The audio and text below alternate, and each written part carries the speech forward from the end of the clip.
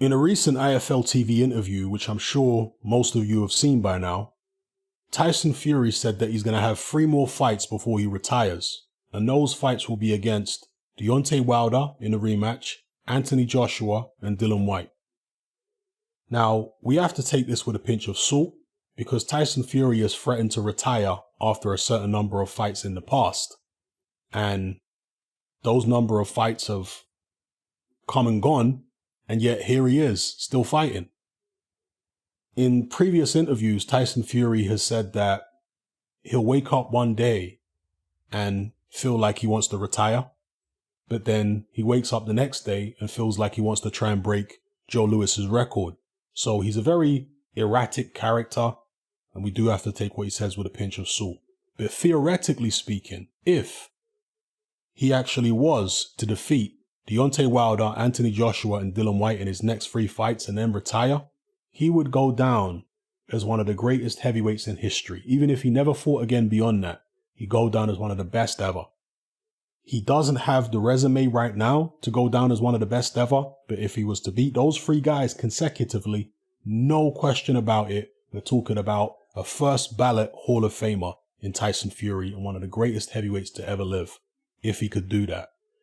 How realistic is it that he would even be able to get those fights in his next 3? Well, the way it looks at the moment, not very realistic. Firstly, because there's a rematch clause for his upcoming fight against Deontay Wilder, a rubber match clause, if you will. The loser gets the opportunity to trigger that clause immediately. Okay? Now, if Deontay Wilder loses to Fury, even if it's decisive, I would be absolutely amazed if he didn't trigger the rematch clause immediately.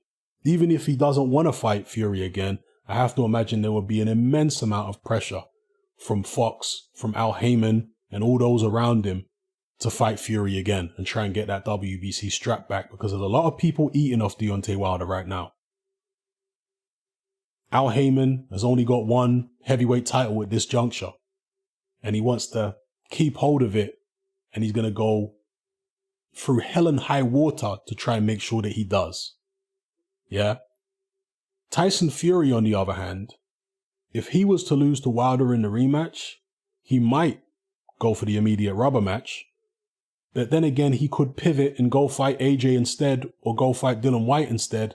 Reason being, if he lost to Wilder, he'd be in the same position as he was before the Wilder rematch, because he doesn't have a belt right now. If he loses to Wilder, he still won't have a belt.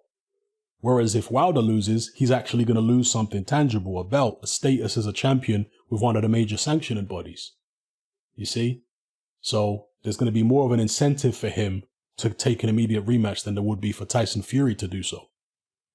So again, I think Wilder is almost certainly going to trigger an immediate 3rd fight with Fury if he loses, even if it's decisive. So I think what's more likely is Fury fights Wilder, and if he beats him the first time, or should I say the second time, he'd have to fight him a 3rd time straight afterwards. If he managed to beat him a 3rd time, or, beat him a 2nd time, should I say, the first fight was a draw, but if he managed to beat him again, he would then have to face Dillian Whyte, if Whyte still has interim status in early 2021. So more likely is Fury versus Wilder, then versus Wilder again, then versus Dillian Whyte, and then maybe after that, if he gets through all those fights, then a fight against Joshua, if Joshua's still WBA, WBO, IBF champion at that point. So it would be good, to see somebody who could just put together a string of top-level wins like that, but unlikely at this point, yeah? Now, Tyson Fury, to his credit, does give Dillian Whyte some credit, as you should. It's not about being a Dillian Whyte fan or anything like that. It's about telling the truth.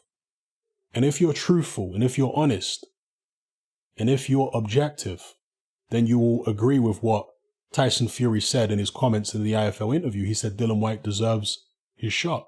He's a good boxer, a good puncher, gritty determination. He can climb off the floor to win fights. He deserves his shot. Dillian Whyte deserves his shot more than any other contender in the division at this point. He has a better resume than any contender in the division, other than maybe Andy Ruiz or Tyson Fury. And I'm not saying that he doesn't have a better resume than them. I'm just saying that some people could make that argument because Tyson Fury, of course, has got the win over Klitschko and Andy Ruiz has got the win over AJ. But other than those two guys, hands down, Dillian Whyte has got a better resume than any other heavyweight in the division. No question. And he's done more than anybody else out there right now to earn his shot. Tyson Fury is acknowledging it, which is good to see. Okay? And all of those Wilder fanboys out there, idiots, it's going to make it more difficult for them to try and perpetuate their ridiculous propaganda that Whyte somehow doesn't deserve a shot or he needs to do more. Utterly ridiculous. He's done more than anybody else out there anyway to get a shot. What are you talking about? And Tyson Fury, in a roundabout way, is kind of acknowledging that Whyte does deserve based upon what he's done. So, but anyway, whether Tyson Fury thinks he deserves it or not, if Dillian Whyte is still interim champion in early 2021, Tyson Fury's got to fight him anyway. Yeah, Fury had the opportunity to fight Dillian Whyte last year and decided not to for the Diamond Belt, WBC. Decided not to. Well, in 2021, he might not have the option. If Tyson Fury is WBC champion, he might be forced to fight Dillian Whyte. We'll see. Anyway, let me know what you guys think in the comment section below. Again, just to reiterate, if somehow this dream outcome occurs for Tyson Fury, where he beats Wilder, Joshua, and Whyte in his next three, first ballot Hall of Famer, all-time great, no question. One of the greatest of all time if he does that. Let me know what you guys think in the comment section below. It's happening, I'm out. Join me on Patreon. I upload a minimum of 2 podcasts every single week, covering a wide variety of controversial topics, as well as live stream Q&A sessions. Take a look on screen right now at some of the podcasts I've produced so far.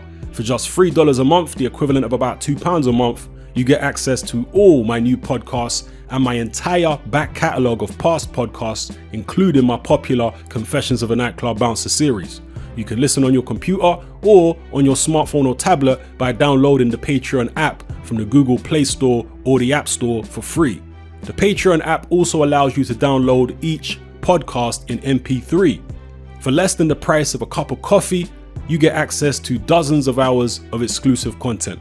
It's easy to sign up, there's no contract, and you can cancel at any time. So come and join our community of free and critical thinkers by signing up with me here on Patreon today.